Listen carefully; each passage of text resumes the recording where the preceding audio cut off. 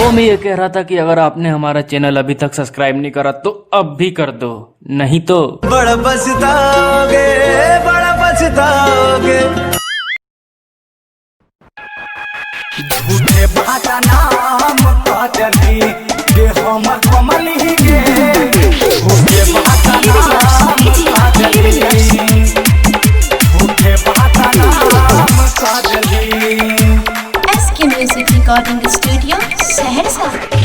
2 साल बीत गलो हमरा के प्यार के, चुमो न दलिए गो अपना ही यार के, अपना ही यार के, अपना ही। हाँ 2 साल बीत गलो हमरा के प्यार के, चुमो न दलिए गो अपना ही यार के।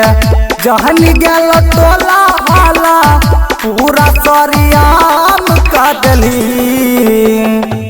गे हमर सोना गे हमर मोहना गे। झूठे बाटा नाम काटली गे हमर निसू गे। झूठे बाटा नाम काटली, झूठे बाटा नाम काटली गे हमर निसू गे। SK Music Recording Studio, Saharsa. कलियो जे मैसेज रानी दिल्ली नहीं जवाब गे। केतनो बुलै भी मिले ओई बौनयाब गे, बौनयाब गे। हाँ कलियो जे मैसेज रानी दिल्ली नहीं जवाब गे। केतनो बुलै भी मिले ओई बौनयाब गे, ओई बौनयाब गे।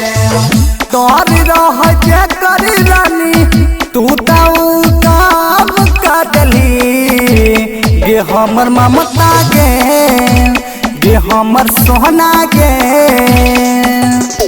झूठे बाटा नाम काटली गे हमर कमली गे। झूठे बाटा नाम काटली, झूठे बाटा नाम काटली गे हमर कमली गे। झूठे बाटा नाम SK Music Recording Studio, Saharsa. किया अमरजीत जी के बुझल नहीं फील गे।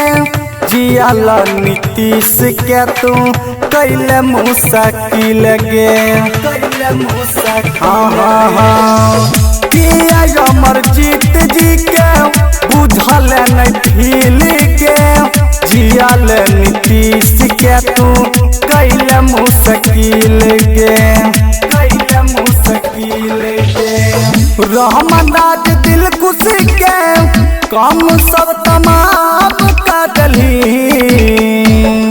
गे हमर प्रीति गे हमर काजल गे। झूठे बाटा नाम काटली गे हमर प्रीति गे। झूठे बाटा नाम काटली।